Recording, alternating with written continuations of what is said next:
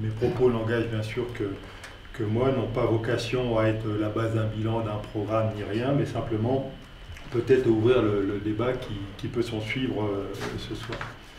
Alors, avant d'aborder vraiment le sujet des transports dans la vallée, il y a quelques généralités à rappeler, quelqu'un vient de rappeler en tout cas, sur les politiques de transport, de déplacement de mobilité, c'est selon. Donc tout d'abord la hausse maintenant inéluctable des coûts de l'énergie, le nombre de la congestion des infrastructures ou leur vieillissement, la préservation de l'environnement. On a également aussi la localisation ou la relocalisation des productions selon qu'on parle du fret ou pas, l'articulation du transport et la prise en compte du transport et des déplacements dans l'urbanisme, également le traitement des inégalités d'accès au transport et enfin souvent le financement des infrastructures et des services qui y sont liés. Il faut souligner la complexité des transports, alors complexité à la fois technique et réglementaire selon chaque système de transport, qu'il soit ferroviaire, routier, aérien, maritime, etc., ou voire alternatif, et notamment entre les infrastructures, le système d'exploitation et les mobiles.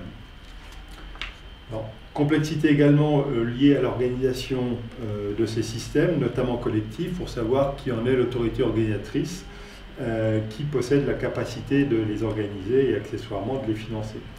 Donc à ce stade, notamment sur les transports collectifs, on retrouve différentes strates administratives.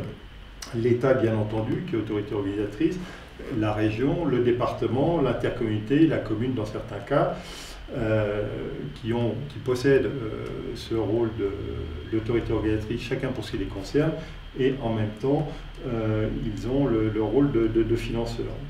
On retrouve également une complexité dans les différentes législations et avec le jeu des opérateurs publics ou privés. Donc pour tenter de traiter du transport dans la vallée de Chamonix, je crois qu'il faut aussi aborder les différentes mailles territoriales du transport qui influent directement ou indirectement sur les transports de la vallée. On commence par le plus haut, et notamment les mailles internationales et nationales. Alors, on a bien la gare internationale de Valorcine, mais ça ne suffit pas. Quand on se penche un peu plus loin, on voit que deux ouvrages conditionnent ou conditionneront quand même les transports dans la vallée de Chamonix à terme. Donc il y a tout d'abord le tunnel du Mont Blanc, longtemps considéré comme un exploit technologique, et la société qui va avec, ou les sociétés qui vont avec. Tout le monde a en tête un peu les travaux d'amélioration engagés par l'État sur l'accès côté français, passage à 2 fois 2 voies. La suite, on peut l'imaginer aisément compte tenu des progrès environnementaux des motoristes notamment. Donc aujourd'hui, on en est à Euro 6, alors qu'au début, on était à Euro 1. Donc on voit bien cette qualification porte sur le degré de pollution des camions notamment. Et ensuite, deuxième enjeu, l'enjeu de sécurité qui passe par un tube pour chaque sens. Deuxième projet aussi qui pourra impacter, s'il voit le jour, la vallée, Lyon-Turin. Donc il a été pensé dans les années 90. C'est à la fois un projet international avec une composante nationale et il visait pour partie à absorber le surcroît de fret lié au développement économique, mais également à procurer ou à générer un certain gain de temps entre Paris et les Alpes du Nord. À titre d'exemple, on cite Paris-Chambéry en 2h25, Lyon-Annecy en 1h20, etc. Ce projet comporte donc une phase nationale qui a fait l'objet de quelques pages du rapport Buron, qui est connu sous celui de la commission Mobilité 21, qui relègue en priorité numéro 2 ce fantastique projet de 140 km de voies, dont 86 de mémoire enterrées et évaluées aux conditions économiques de 2011 à 7,9 milliards à peu près. Donc, du fait d'un financement incertain, il est reporté à horizon 2035-2050 à peu près. Donc, je pense qu'on le verra, tout le monde le verra ici. C'était quoi exactement ce projet? Lyon-Turin, c'est Lyon-Turin. Mais il y a une composante française qui peut être déconnectée de l'ensemble du projet. Voilà. Et dans sa partie internationale, le tunnel est de plus en plus contesté pour des raisons environnementales, financières également, mais aussi en termes de faisabilité, puisque les experts qui ont été à l'origine de ce projet-là ont péché par optimisme, puisque le volume du fret n'est pas aussi important qu'il a été prévu, et en plus, il a des directions opposées. Voilà. Donc, les nouveaux experts, ou les experts qui se penchent à nouveau dessus, sont plutôt sur une logique de réhabilitation et de modernisation du réseau existant. Et ça, pour l'instant, personne n'est en mesure de dire s'il se fera ou pas, puisque c'est un projet international donc, qui est très lié à la position de l'Italie et de la France, mais surtout de la Commission européenne qui financera ou pas, peu ou prou, le projet. Donc en conséquence, rien qu'à la vue de ces deux projets-là, il faut s'attendre à ce que les traversées alpines connaissent un regain d'activité et que la vallée de Chamonix s'en aperçoive, notamment à travers les mesures sur la qualité de l'air, par exemple. Voilà. Après, si on passe à une maille plus régionale, donc j'y passerai très rapidement. La région Rhône-Alpes, globalement, dispose d'un très bon réseau routier, autoroutier, qui facilite l'accès à la vallée, y compris sur le haut de la vallée, notamment à travers l'autoroute blanche, la 40, à la fois pour les poids lourds, les bus, les véhicules particuliers. Sur le réseau ferroviaire, donc là c'est déjà un peu plus compliqué. La voie qui permet l'accès à Valorcine, c'est une voie unique, écartement normal mais voie unique, qui restreint donc sa capacité, puisque les trains ne peuvent pas se croiser, donc on est obligé d'organiser des temps de croisement, donc ce qui allonge considérablement le parcours. Bon, toutefois, on peut remarquer que depuis 3 ans à peu près, la desserte parisienne, qui apporte quand même le gros des flux, notamment touristiques l'hiver, a été nettement améliorée, puisque maintenant Paris-Bellegarde se fait en 2h50 à peu près, et que la région a amélioré la desserte après de Bellegarde à Chamonix, au moins à Saint-Gervais. Donc sur ce périmètre-là, c'est la région Rhône-Alpes qui est autorité organisatrice, notamment en matière de TER. Bon, elle a largement modernisé la flotte TER, la SNCF et RFF ont contribué avec l'État à la modernisation du réseau, que ce soit le système d'exploitation ou alors les systèmes de croisement pour en faciliter l'exploitation et notamment le débit. Toutefois, l'aller-retour, par exemple, dans la journée, Chamonix-Bonneville, pour aller à la sous-préfecture retirer des papiers, ça se fait quand même assez difficilement en train. Enfin, je ne sais pas si vous avez essayé par bout du risque, je l'ai tenté, donc ça prend plus d'une demi-journée. Voilà. C'est 5 heures. Plus de 5 heures Chamonix-Grenoble. Voilà. Donc si on passe sur la maille locale, donc outre la Suisse, l'accès de la vallée de Chamonix c'est principalement par le bas de l'Arbre, soit par l'autoroute blanche, soit par la voie ferrée Saint-Gervais, Valorcine, Martigny. L'autoroute blanche suscite peu de débats, hors la société du tunnel du Mont Blanc, et de plus elle concentre la majorité des flux, que ce soit véhicules individuels ou bus ou autocar, sans parler des poids lourds. Le réseau routier secondaire, lui par contre, n'est pas dimensionné pour absorber les trafics de pointe, donc ça on s'en rend compte à chaque période touristique de pointe, que ce soit l'été ou l'hiver. Alors c'est d'autant plus surprenant que la majorité des déplacements qui se font en transport collectif se font par bus, et notamment à travers Chamonix-Bus. Donc l'axe ferroviaire Saint-Gervais-Valorcine est l'objet de débats récurrents, notamment sur sa modernisation, ses délais de modernisation, etc. Mais il faut reconnaître que Chamonix, là-dessus, n'y peut pas grand-chose. C'est vraiment dans les mains de la région, des RFF et accessoirement de la SNCF. Sur les déplacements de la vallée, donc dans leur grande majorité, comme je le disais tout à l'heure, ils s'effectuent par la route, alors, soit à travers les véhicules individuels, soit par bus ou minibus. Pour ces deux dernières catégories, donc on retrouve bien évidemment Chamonix-Bus, hein, les rapports entre Chamonix-Bus et la ligne, c'est de 1 à 10 hein, de mémoire. À côté de Chamonix-Bus, on voit apparaître un certain nombre d'opérateurs privés qui sont plus ou moins liés à un réseau, à des hôteliers ou à des structures de montagne sportive ou autres, comme quoi le besoin plus fin n'était pas assuré auparavant.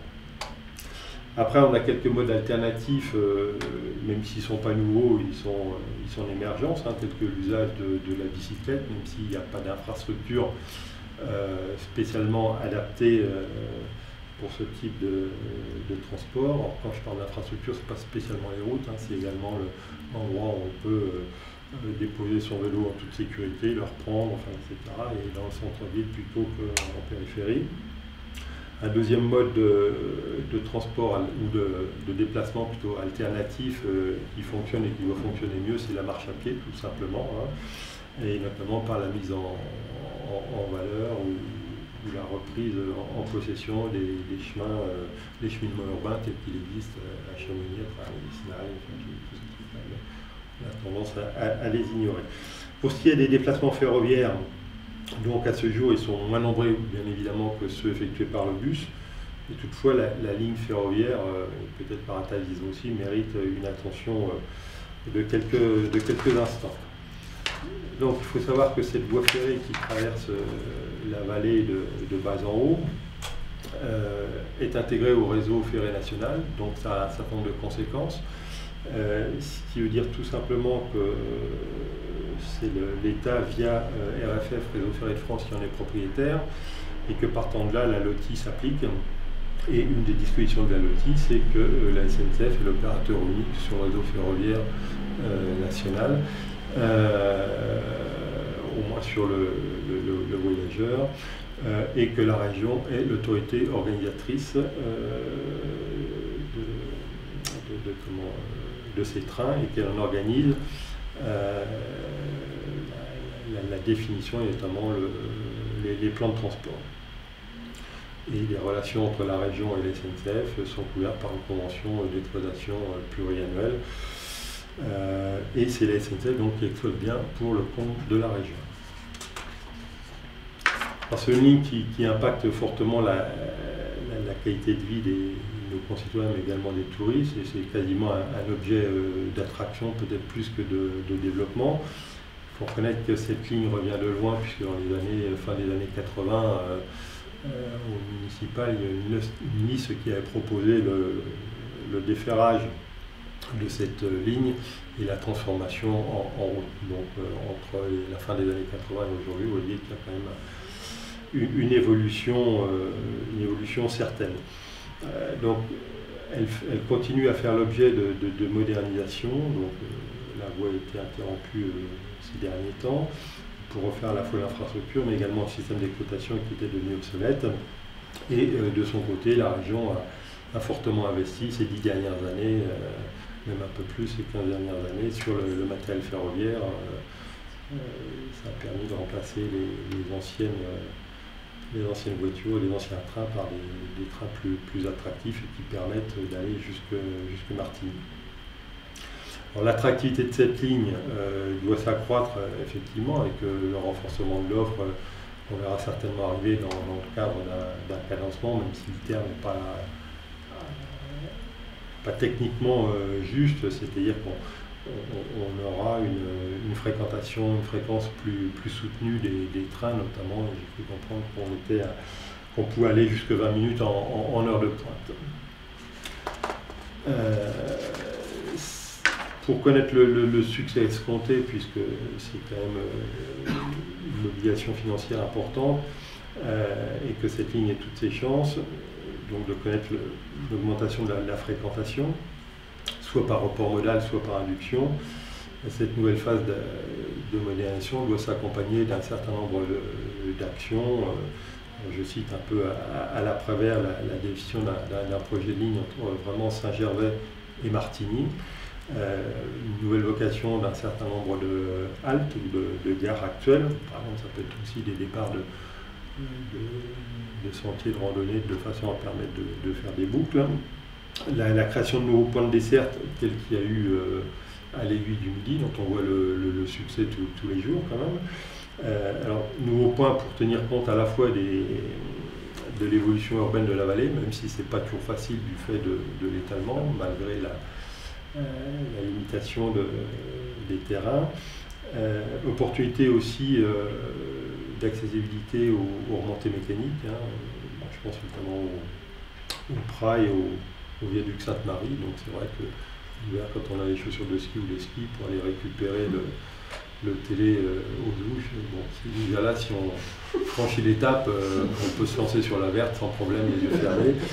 Mais on n'est pas sûr d'arriver au bout quand même. Donc là, il y a tout un tas d'aménagements à faire pour que cette ligne puisse servir effectivement à desservir les remontées mécaniques. Pour qu'elle fonctionne également, je pense qu'il est nécessaire d'avoir une nouvelle gouvernance entre les différentes autorités organisatrices, que peuvent être l'intercommunauté, la commune, le département, la région, de façon à obtenir une vision plus facilement partagée de la desserte de cette maille territoriale. Il est absolument nécessaire, me semble-t-il, pour le moins, d'avoir une structure de coordination entre les différentes autorités organisatrices, les différents opérateurs, voire utilisateurs, pour articuler les horaires et les offres de services, essayer de prendre le tramway du Mont Blanc en partant de Chamonix. C'est bien possible, puisqu'on y a un battement entre les deux, entre votre arrivée à Saint-Gervais et le départ, où vous pouvez avoir plus d'une heure et demie. Donc on voit bien qu'il y a une nécessité de coordonner, et ça c'est quelque chose qui ne coûte rien, quoi. Donc c'est simplement se mettre autour d'une table. On a aussi un certain nombre de parkings de dissuasion à créer, à connecter directement à la ligne ferroviaire, si on veut effectivement pousser notamment les touristes à ne pas utiliser leur voiture. Donc il faut aussi leur faciliter la tâche. Ça passe aussi par la refonte de la politique de stationnement en zone urbaine pour favoriser les déplacements collectifs, de la même façon que ça peut aller jusqu'à la refonte au moins partielle et temporaire du plan de circulation durant les périodes d'affluence, de façon à accorder là aussi la priorité des transports collectifs. Et enfin, la valorisation des espaces urbains dans une zone sous-utilisée ou à optimiser. Je pense notamment à la zone de la gare de Chamonix, où vous avez à la fois la gare de Chamonix, la gare de Montanvert, une sorte de no man's land technique entre les voies, les anciens bâtiments d'exploitation, etc. Et je pense qu'on gagnerait effectivement à avoir un projet beaucoup plus conséquent, moins consommateur d'espace, et en tout cas offrant plus de services à la fois aux utilisateurs. Voilà. Alors au-delà des déplacements de personnes, que ce soit les scolaires, domicile travail, touristes ou privés, je pense aussi qu'il conviendrait de s'intéresser à tout ce qui est logistique et notamment à la desserte hors transit, bien évidemment, des marchandises et livraisons sur le haut de la vallée. Voilà, mais ça c'est un peu plus compliqué à organiser. Voilà, brièvement tracé ma vision des transports tels que je peux les ressentir.